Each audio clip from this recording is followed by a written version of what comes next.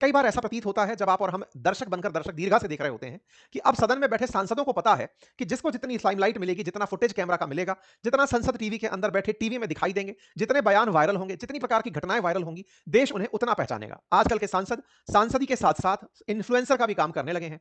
इस प्रकार का व्यवहार करने लगे हैं कि उनको उनके काम की वजह से नहीं, अपितु उनके सदन में किए गए बयान की वजह से जाना जाए। ऐसे में सदन के अंदर आए दिन स्थगन की चर्चाएं सुनाई देती रहती हैं। सदन स्थगित होता है, स्थगित इतना होता है कि शाम 5 बजे जिस समय मिलने का समय दिया जाता है कि प्रधानमंत्री आएंगे, उस समय भी सदन को स्थगित करना पड़ता है। कारण क्या होता है? प्रधानमंत्री जिस तरफ बैठते हैं, स्पीकर के राइट हैंड साइड प्रधानमंत्री बैठते हैं। प्रधानमंत्री की सीट के सामने कांग्रेस के कुछ सांसद अपने हाथ में बैनर पोस्टर लेकर इस तरह से प्रधानमंत्री की सीट को कवर कर लेते हैं। ये जो कवर किया हुआ तरीका है, संसदीय कार्य मंत्री किरण रिजिजू प्रधानमंत्री को इस सदन के बाहर जब रिसीव करने गए हुए होते हैं, प्रधानमंत्री अभिभाषण पर, प्रधानमंत्री धन्यवाद प्रस्ताव पर बयान देने के लिए आ रहे होते हैं, उन्हें इस समय की सूचना देते हैं कि सर आपकी सीट पर अतिक्रमण हो रखा है चारों तरफ से।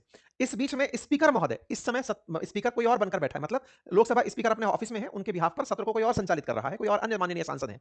ऐसे में लोकसभा स्पीकर का मत है कि आप अंदर ना आए। क्यों? क्योंकि आपको इन महिलाओं से दिक्कत हो सकती है। क्या दिक्कत हो सकती है? कोई ऐसी स्थिति बन जाए जो आपके लिए नहीं, पूरे लोकतंत्र के लिए बहुत खराब दिन के रूप में बनकर आए। जैसे हो सकता है कि यहां पर, जैसे अक्सर आपने सुना है कि कई नेताओं को थप्पड़ पड़ जाते हैं, कई बार नेताओं पर शाही फेंक दी जाती है, जूते उछाल दिए जाते हैं। ऐसे में कहीं यहां पर कोई स्थिति ना बन जाए, सुरक्षा को लिहाज में ध्यान रखते हुए प्रधानमंत्री को सीट पर आने से रोक दिया गया।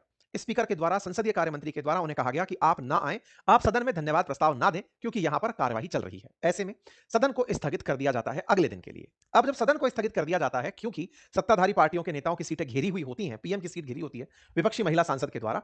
ऐसे में सदन से पहले भी 8 सांसदों को निलंबित किया हुआ था, लेकिन प्रधानमंत्री आकर के आने के लिए, भाषण देने के लिए आ गए थे। लेकिन संसदीय कार्य मंत्री के द्वारा जब उन्हें सूचित किया गया, तो फिर वो सदन की जगह राज्यसभा की तरफ चले गए। उन्होंने जाकर के राज्यसभा में अपना भाषण रखा।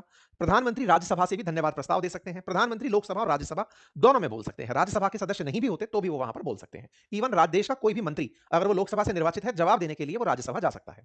संसद में 22 साल में ऐसा हुआ कि प्रधानमंत्री के द्वारा इस तरह से अपना धन्यवाद प्रस्ताव नहीं दिया गया, धन्यवाद पर भाषण नहीं दिया गया। इससे पहले भी 2024 में, 2004 में ऐसा हुआ था, जब एक सांसद के द्वारा मिर्ची पाउडर फेंकने की घटना न्यूज में आई थी कि न्यूज मतलब यहां पर कुछ ऐसी घटना सदन में घटी थी जिसके चलते सदन की कार्रवाई को स्थगित करना पड़ा था।